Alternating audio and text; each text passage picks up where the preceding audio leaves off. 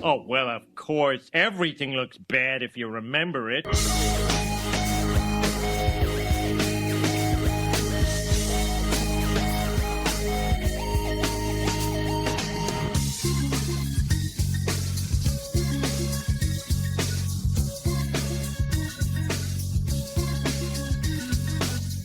Hey kids, welcome to Grumpy Nostalgia ReMembers Only Edition, the special podcast series where, just like the iconic jacket suggests, we look back at how cool we thought we were in a moment frozen by time, only to realize later the harsh reality of our shame and failure.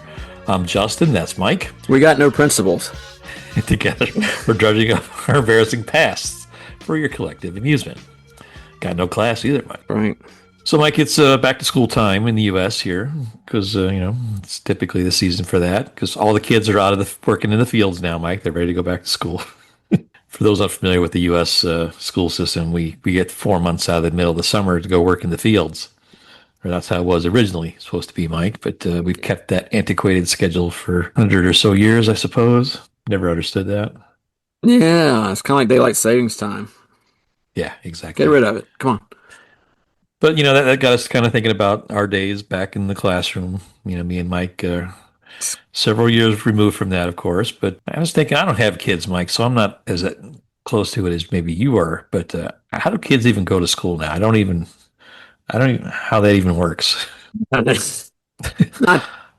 Not too much different back in the day. They just have a little bit more flexibility and a lot more free days than we used to have. Yeah, I can never understand why I see a kid in Walmart on a Tuesday at 10 a.m. But oh well, just walking around. We live in that area of the country where if is there a whisper of snowfall coming, or even we get the hurricanes too now. That's something we know.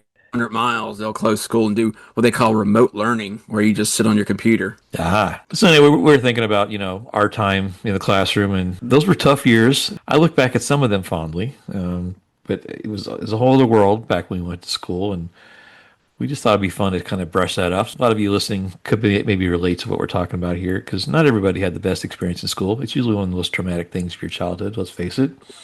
So let's go down memory lane a little bit, Mike, and talk about school experience and how we were too cool for it, Yeah, I think, maybe you were too cool for your school, but I was always that guy in the background.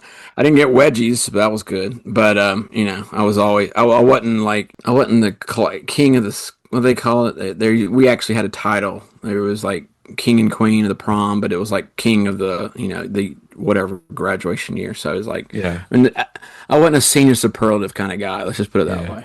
Well, I never got the wedgies, nor did I administer them, Mike, so I was somewhere in the middle. Yeah. I was voted homecoming king my senior year, but I didn't go to homecoming that year. So I was disqualified.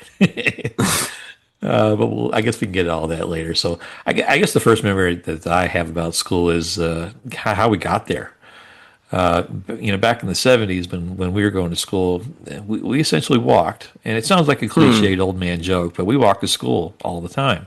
I don't remember the bus being a thing until I got into high school. That's when the local laws kind of changed and ordinances changed where it is today, where all kids get picked up by the school bus. But I remember at first, second, third grade walking, Oh, yeah. under a mile to school, cutting through people's yards. Yep. I went first through sixth grade. That was, back and forth to school. And we called latchkey kids, where you would go home, usually both parents worked, if you were lucky to have both parents, they would be gone. And you would just kind of let yourself in your house. Yeah.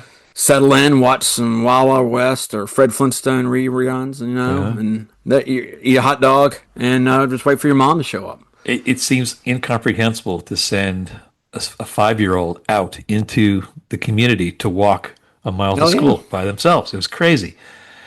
I was a lone wolf. I usually walked to school with other kids because they took the long way, and I was always more efficient. But it was a weird thing, and I look back at those. Those were very long school years. Well, I remember it seemed like first year lasted 10 years, just walking that route to school. But it was interesting when you kind of matured into the bus phase. Like I said, for me, it was later on during junior high and high school where we had to take the bus to school. Oh, yeah. The bus is an interesting social dynamic. It kind of creates its own little caste system And there's certainly a pecking order to getting on the bus. Yeah, you did. You wanted to be one of the first couple people picked up, at least on our route, because Yeah. after that, the rowdies would show up, and they would always be in the back, and you wouldn't. You want to make sure you were kind of in that spongy middle area where you weren't like next to the back because they would like thump your Yeah. ear or it'd be really annoying and like throw stuff at you. So Yeah. we always had those couple of people on the bus that would get yelled at as they got off in the afternoon. They're usually the weirdos, or people we didn't like. You would Yep. yell something at them as they were walking away towards their house. So that Yeah. and if somebody was outside, like one of their parents or something, even better. Like you Oh, would yeah. make sure that you really amplify your voice so you could say, hey, turd, have a good night. See you in the morning. Just you would just. Oh, just embarrassed them. That was great. Oh yeah, that was Yeah. that was my junior high experience for Yeah, sure. the back of the bus kids were always a little scary, a little sketchy. Oh yeah, that's you know what? I'm still intimidated. If I see a school bus nearby, I do not want to get behind them because there's always those kids like. Yeah. It looks like the cover of the Rolling Stones, Through a Glass Darkly. If anybody knows that album cover, all these faces pressed against the glass and they're like staring at you. You'll be lucky if you don't get mooned. Looking through the gates of hell. Yeah. Maybe a finger will be extended. Of course, your way, yeah, know. yeah. But even like I said, even in my old age, I know to steer clear of those I rear don't end even bus people. I don't even make eye contact because No, I don't do want them not. to see me. Especially, the worst is when you pull up behind a school bus at a stoplight and you see all those kids just staring at you. And there's nowhere you can go. Oh, you're done. And even if you could be like Brad Pitt and you would still get mocked and probably deserve it. Oh yeah, for sure. It's the worst. Was it just because the farther you got back from the bus driver, like the lower the level of authority they had, Oh yeah. Our That's- bus, I remember my bus drivers just did not give a rat's patooey. I mean, they were Nope. just like, you couldn't even, you didn't even bother complaining. These guys, Yeah. it was it was a dog eat dog world. Chaos ensued in just a couple of feet behind. me. Yeah. The only thing worse than the laissez-faire bus driver was the opposite, the one that took that job too seriously. Oh yeah. Uh huh. But you got to figure, you got what, 80 kids? You're hauling 80 kids behind you. You got your back to them the whole way. Yeah. No seatbelts. I mean, it's a recipe for disaster. I'm surprised there's not like 5 or 6 deaths just out of tomfoolery a year.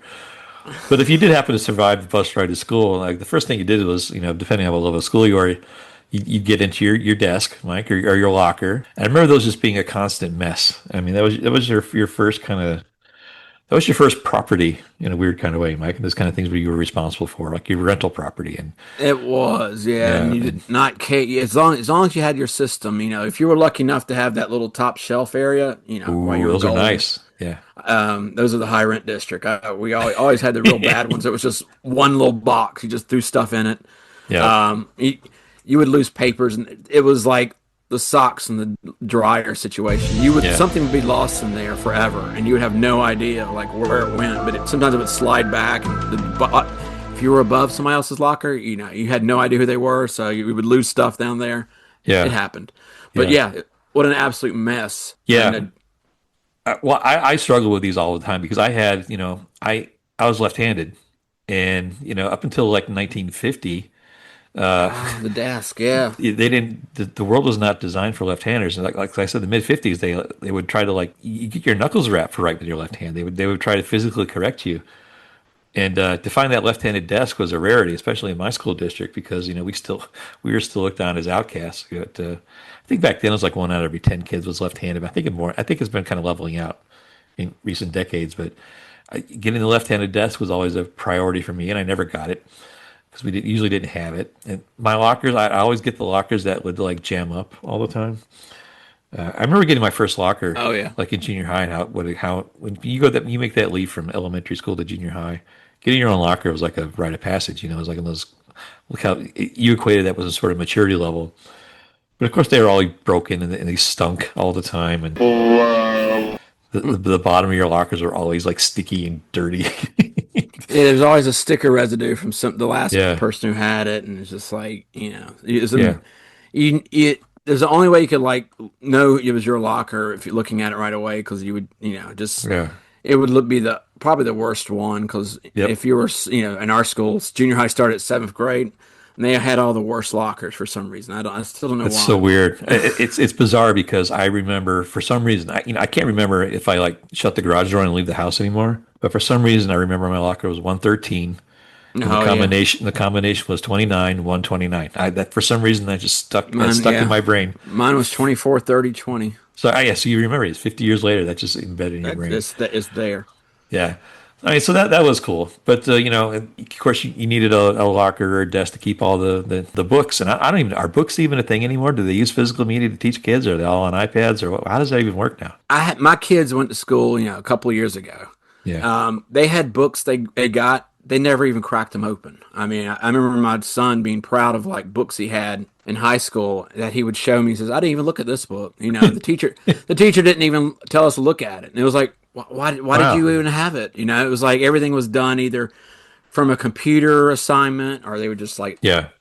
did like point and click like overhead projections. The books were like secondary, even if they Yeah. were needed at all. Well, we never got that. I remember like in eighth grade, we got like the first generation Apple Macintosh computers. They were Oh just wow. a green DOS thing. We had typewriters for our typing class, but we weren't privy to that. Yeah. So books were kind of what we had to have. And well, I think one of the neat dynamics about having a book was, especially with our school district, that you would tend to recycle them quite frequently. You could Oh, they see. say some great stuff in those books, Oh well, man. yeah, they were like a I like have ancient Sanskrit. You could decipher like several previous generations for what was in those books. I made a point to add so much graffiti in my books so that the kids in the future generations would be able to see my artwork. And Yeah, I like to think some of those books are still floating around. I know they're long gone, but it's that's probably how we what. did it. You Yeah, would see, yeah, like you said, you would see stuff other people had from passed down from generations. It would be like going to a soccer stadium and seeing all the graffiti from all the visiting fans in one particular bench or something. yeah, And it was like just, oh my gosh, who had this book? right. That was, oh Yeah, yeah. the legacy of like those that came before you. Like sometimes, Yes. every school has like these legendary people that went there. And, sometimes there were people that, died in car wrecks or got arrested or the cops came and got them from school that day or they're like Oh, state champion baseball player, whatever. They all had some sort of checkered past or history. And if you got one of those famous people's books, it was really cool. But you had to rely on the books because, we were at the mercy of teachers, Mike. We didn't. yeah. And the laziest teachers literally went by the book. Like there was no Yeah. deviating at all. Like your laziest, most unmemorable teachers were just like that. It was just, oh, here we go. Yeah. It was odd because when you're in the early years, the elementary school, at least here in the states, at least you have one teacher for all your classes. So for the way we did in my school, at least, was grades 1 through 5. We had one teacher all day long, Oh, wow. and we developed Yeah. these. You develop these kind of borderline unhealthy relationships with them. They're that parent figure for you in those formative years, and looking back on it, mine were pretty normal, but every now and then we'd get you get like those weird quirky teachers that had the weird idiosyncrasies, Mike, and Oh, yeah. you Did you know, have, did you have a war veteran as any of your teachers? Did you have not necessarily wars, but like maybe domestic wars, internal. We had this one Yeah, guy. I feel bad now thinking about it, but he was yeah, our eighth grade history teacher, and he yeah. was in the Vietnam War, and he had still like PTSD from it, and Uh-huh. people would literally drop textbooks. Like when he would turn his back and start writing on the chalkboard, the idea was to drop your textbook and make a loud boom sound. And I kid you not, the one time we did it when I had him, I didn't do Uh-huh. it. I promise I didn't do it. Okay, okay. But so, Keep telling yourself that. the poor guy, he like ducked down below the chalkboard, and he just for a second, and then he was like, "Ha ha, you think that's funny?" I was a nam, and he literally, I thought he was just going to explode, like his face turned beet red, and really Did freaked he us all out. We did he didn't do go it like again. all full like Sam Kinison and back to school? Almost. I was up to my knees in rice paddies with John Stewart going up against Charlie. Like that. It was like a scene from Freaks and Geeks or something. It's like, oh my gosh, this guy is going to go ape, man. And Yeah. yeah, we didn't do it again. We knew we got Did you? we learned our Yeah. lesson. Did you ever have a teacher like slip up and curse in class before? Yeah, yeah. Remember how I had one of shocking that was? I mean, we had a choral teacher. I won't mention his name just to protect the innocent, but he was obviously gay. But we all just thought it was funny his behavior. But I remember one time he got really upset with us, and he looked at us, and he yelled at us, and it was totally out of character for him. he goes, Oh, wow. "That's right. I'm pissed." And like everybody like started crying, and I have to go home. It was great. Oh, that's awesome. I applaud him for being so brave to like just let us have it because we probably deserved it. But they would have these breakdowns every now and then because I mean they were just normal people. I mean I can't imagine like trying to wrangle 25, 30 kids just to keep them behaved and make them listen. Especially now with like the attention spans and all this media and all this extra stimulus that kids have.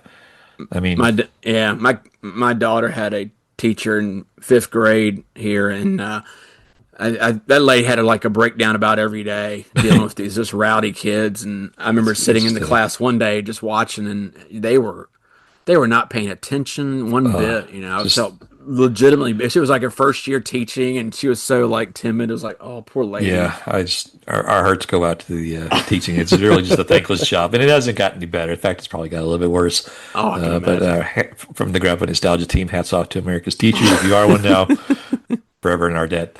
Godspeed. That's great. So, of course, they had to be crazy, but they had a refuge, Mike. They got to go into the teacher's lounge, which was like that ultimate forbidden zone. And ours always reeked of cigarette smoke, and it sounds like a joke, but in the early '80s, they could smoke in there. In fact, my campus, my junior high campus, had a student smoking area. Yeah, we did too in the back. Yeah. So I think up until 1994, I think there was some sort of government legislation that got rid of all smoking on campus, the Pro-Children Act or something like that. That kind of got eliminated all this, but it's so weird because you could see, as a high school sophomore, you go out there and have a smoke with your English teacher. Yeah, it was so weird. So weird. It was always in the back of the school near where the buses dropped you off. It's kind of a shady area already, but yeah. But I think what it was all this leading to is like to see your teachers out of their element was always kind of shocking to see them as human beings. Like occasionally, we lived in a relatively small town, and we would see our teachers in the mall or at McDonald's or something like that. To see them out in the wild, Mike, is not. Oh, I know. Those universes clashing together, man. Yeah, it's not Mr. Hill. That's Steve. It was such a weird thing to Steve eats McDonald's. He eats it all. Yeah, He's out there. He's a monster. Yeah, but that was crazy. But speaking of eating, the school lunchroom was always an interesting element. I remember well. Lunch was like that was like the big social event of the day. It was like I was in the middle of the day. You were kind of, usually slept through your late morning classes. You were there pretty early and you're kind of bright-eyed and bushy-tailed, but about 9:30, everybody just started to waver a little bit. And then lunchtime would come around and everybody would freak out. And we had like one big cafeteria that also doubled as our gym. And we got, the lunch line was always fun. Our school lunch was $1.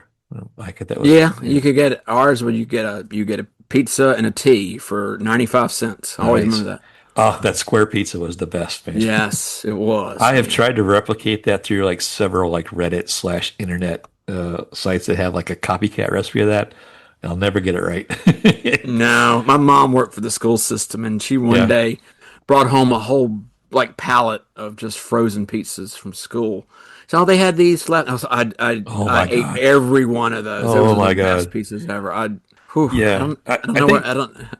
don't. Just like we look at some of these movies from 30, 40 years ago. Yeah. What do you think those pizzas really taste like? I don't know. If I had one now, they're probably vomitous. I probably would just spit it out immediately because I've had like real pizza now. But to eat that pizza, especially in front of the kids that are like the losers that brought their own sack lunch, to eat that pizza in front of them, this is fantastic. Yeah.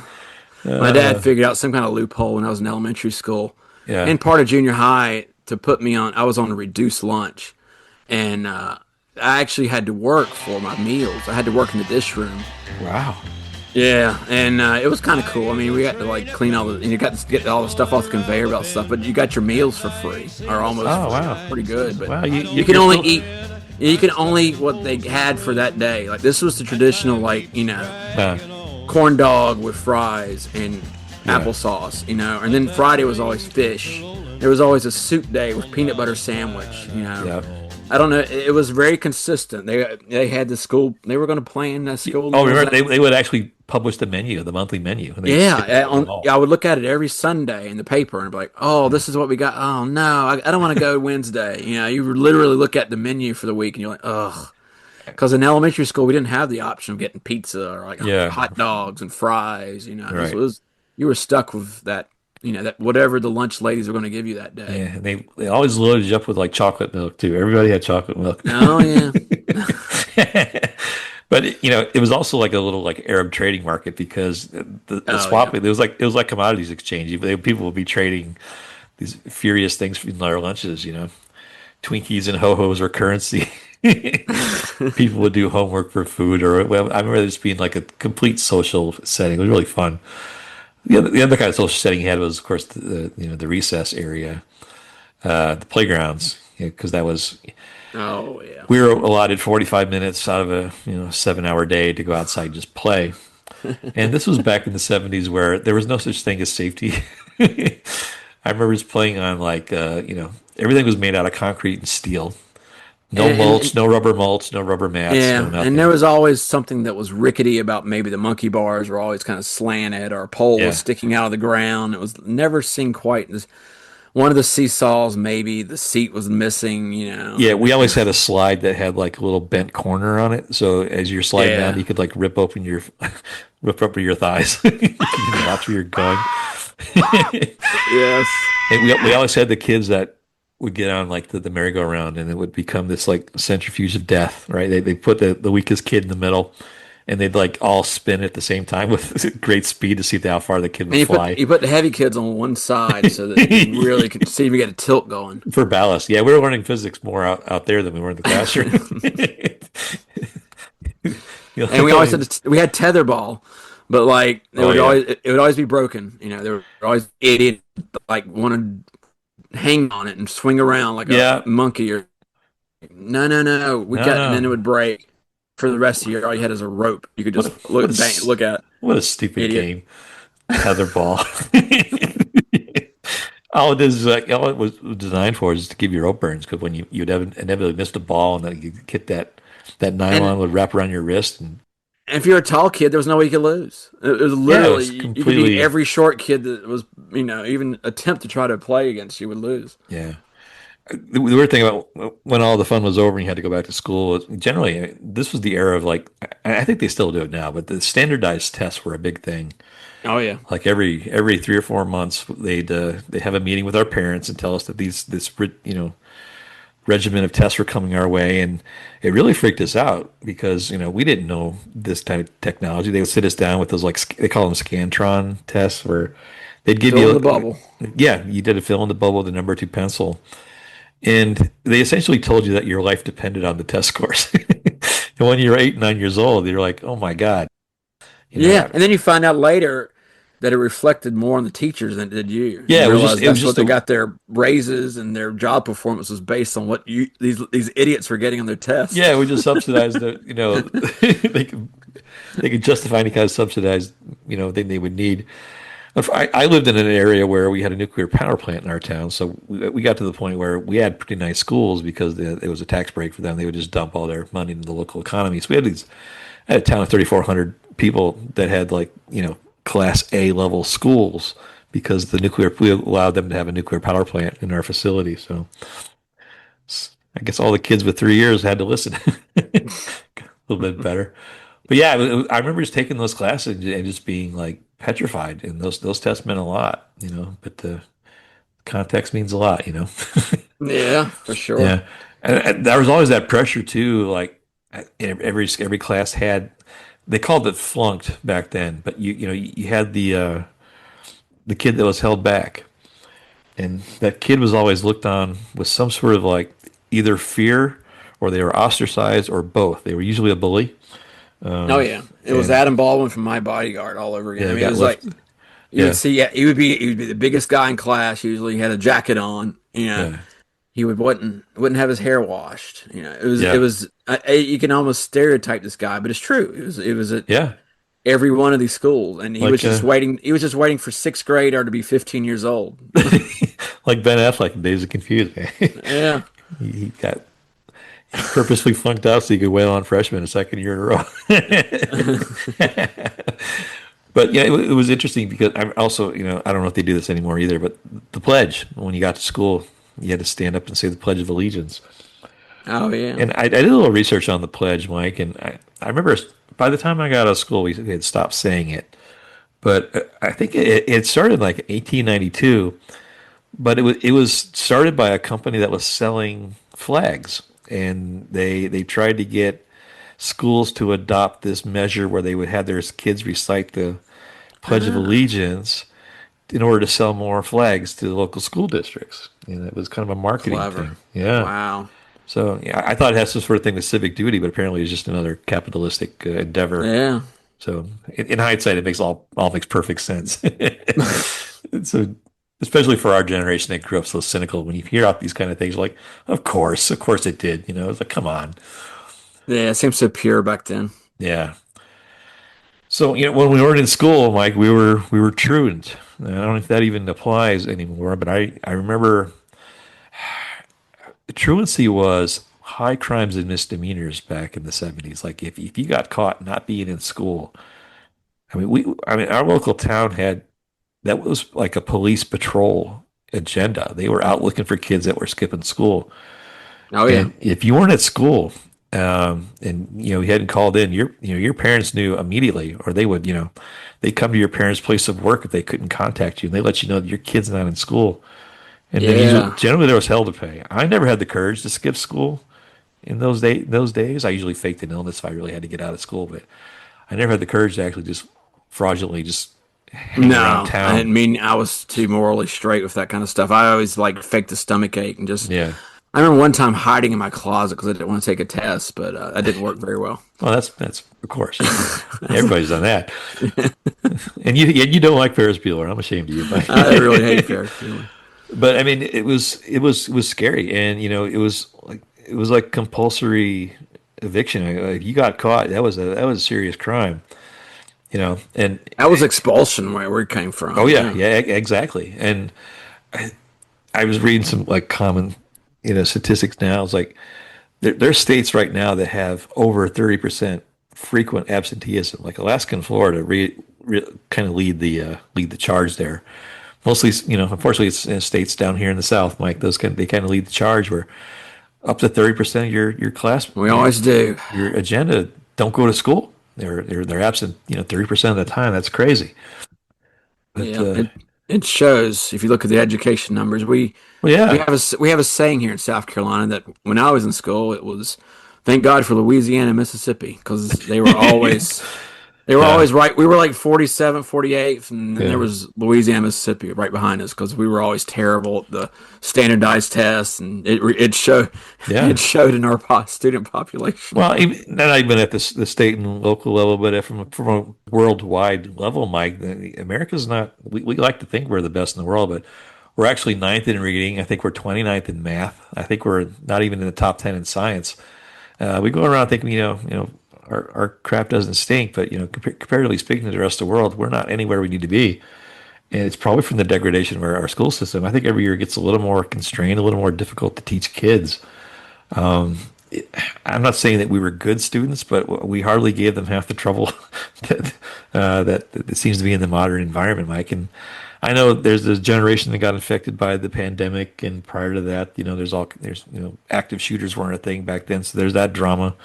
It's just and they didn't have to compete with cell phones and all that stuff. So I'm sympathetic to the modern, the schooling environment now. But man, oh man, yeah, No, I can't even imagine. yeah, I know probably our parents did the same thing about us going to school in the 70s and 80s, but yeah. it's technology has just changed everything as far as the face-to-face kind of learning Yeah, aspect of I, everything. I can't I can't imagine trying to knowing what I know now trying to go to No, school. I don't think I could do it. So, good Lord, no.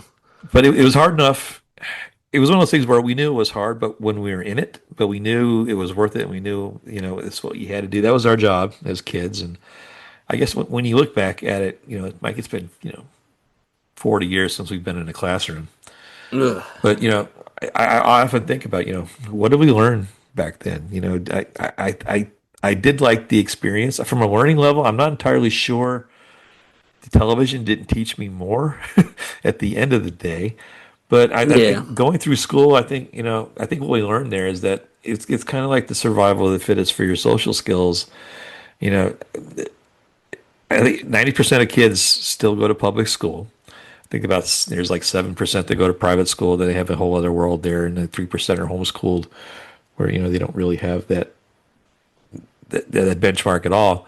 But there's 90% of our American kids go to public schools still, and the dynamic has changed. And I know it will not be the same as when it was when we were there, Mike. And Does it make you sad? it does. Our Gen X kids are the product of our environment, and we are the product of schools that had corporal punishment and didn't tolerate Smoking areas. Yeah. Yeah, I don't. I'm not saying we're any better than any other generation, but we formed our MO on how we deal with things. I think it can be directly relatable to the school experience. I think it was a much more indelible kind of experience for us than it is for somebody growing up today. I think it's just for kids today, it's just something they have to get through to get to the next step, like to college or another kind of higher education. I don't know. You think of how big I guess it still is. I mean, we're looking at it in the past, but Right. How big experience prom was, or the first day of school, or Yeah. being that first kid at school to have their own car. Like Jim Hammond. I know that guy's name because he was the first kid in our, the guy that had his car, and he showed up one morning like, no way. His parents didn't drive him. It's like, I know, it's ridiculous, right? yeah, and just this kind of, even kids today don't even want to really learn how to drive No. right away, and Most Gen that's a Zers whole other subject. But don't yeah, even drive. Yeah. Well, I mean, they're offering those things in school, but I remember one of the biggest milestones in my life was when I was a sophomore. I hit 15. I could take driver's ed. Oh yeah, That was how you mark the time, and I just don't think I think you're onto something there, Mike. I think school to the latter generations isn't that important because they have other stuff. Yeah. They can literally just get on www.whatever.com and learn everything they ever needed to know, or they can have AI tell them exactly what they want to hear and write their homework for them. We'll get into that argument later, but we've had this conversation before. I think sometimes this younger generation confuses the ability to get information with intelligence. Yeah. And the minute the things go off the grid, you're not as smart as you think you are. Yeah, just because they learn the same stuff we did, it's that old phrase, like, it's the journey, not the destination. Yeah. That's kind of way I kind of feel about school now. Yeah, school taught us how to be critical thinkers, whether we liked the experience of it or not. That's kind of what came out of it.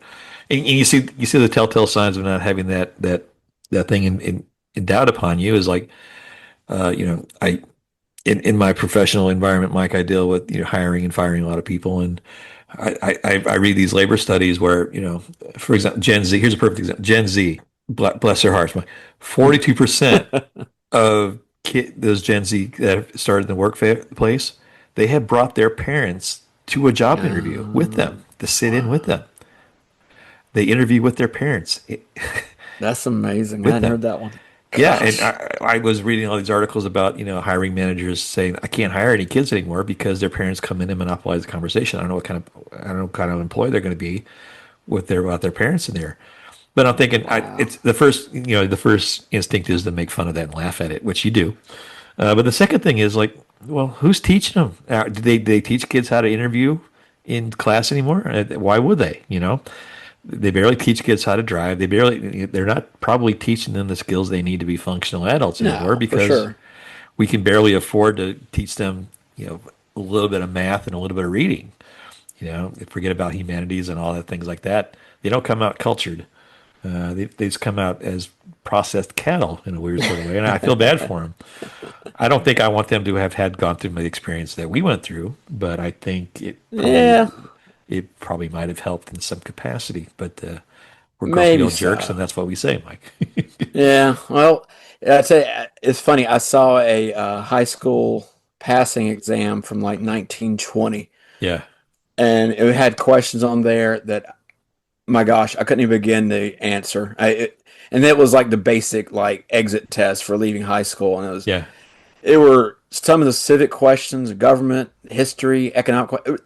nobody, even from our generation, could have answered them. And I just Yeah. think that like it's it's not a dumbing down, but it's just what you've learned is not as much as what the Yeah. generation before you maybe have learned. And it's I think maybe we're a little bit lazier now. We had Yeah. to, like we were just talking about, looking at stuff in books. And the kids nowadays only could crack them. It's just go to your computer or have somebody read it to you. I don't Yeah. like. You can hear kids say words today, like and now you pronounce it right, and you realize they're just seeing it on a Yeah. app, or they're seeing on their screen, but they're not actually engaging in a They conversation they using can't these phonetically words. say a word. They just know what chat Yeah, told them was. That's it's a weird thing. I it's it's a yeah. generational kind of change, and I don't Yeah. know if it's good or bad. It's just different.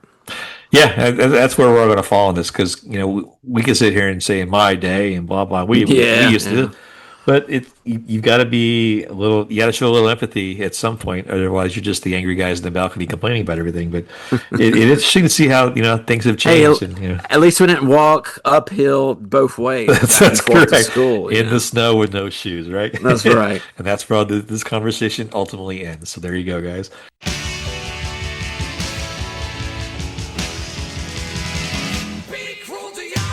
Well, hey, Mike, it's 3 o'clock. The bell's about to ring. It's time to go home. We got to get on the bus. So I think we should probably head out of here today. But before we do, guys, just some housekeeping notes. So if you like what you heard today for some reason, you'd be pleased to know we also have a movie podcast we call Grumpy Nostalgia. It's where we look back at movies from the 70s to the 90s and talk about watching them as younger viewers and watching them again as grumpy old jerks, see how things change. You can check out our social media page. That's at Grumpy Nostalgia. You can send us an email at nostalgiagrumps@gmail.com. And check out our webpage at grumpynostalgia.buzzsprout.com. So, Mike, school's about to be out. Anything else you want to say to the gang before we head out of here today? Hang on, let me roll down my bus window. Hey, Justin's mom. Ask him what he did in school today.